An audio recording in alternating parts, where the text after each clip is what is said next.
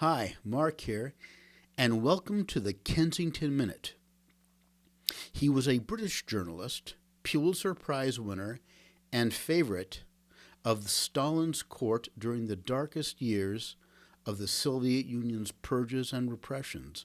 His contemporaries held very different views of him. William Shirer called him, quote, the greatest of all foreign correspondents to cover Moscow, unquote. Joseph Alsop called him in his words, fashionable prostitute, and British writer Malcolm Muggeridge said he was, and I quote, the greatest liar of any journalist I have met in 50 years of journalism. Well, what could not be disputed was the influence that he had on the American and Western publics. He headed the New York Times Moscow Bureau from 1922 to 1936 and shaped the view of Western audiences in the formative phases of the Soviet Union. In addition to earning the 1932 Pulitzer Prize for covering the Ukrainian famine, he also secured the moniker of Stalin's leading apologist. Was this sobriquet well earned? Who was this man?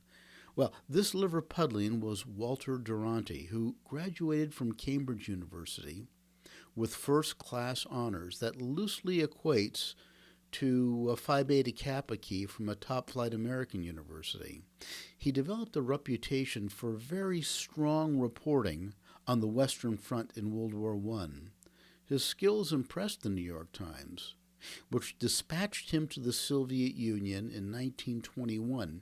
This was soon after the communist consolidation of power.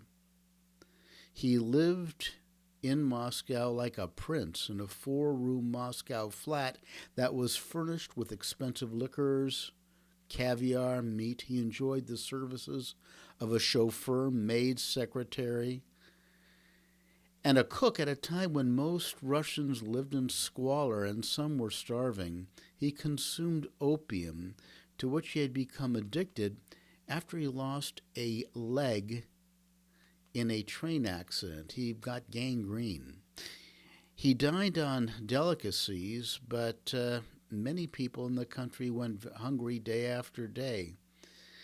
In the Soviet Union, there was a mass starvation, particularly in the Ukraine, but he made himself useful to the Soviet leadership by burnishing the effect that Lenin's and Stalin's policy had on the economic conditions there. The Pulitzer was based on his reportage of conditions in the Ukraine, which sniffed away the mass killing resulting from collectivization.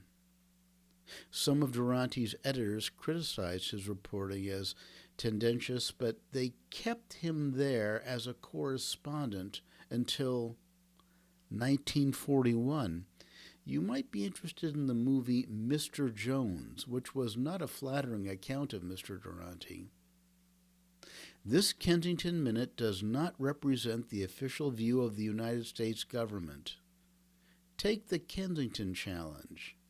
You can find it on our website under the exam. Out here.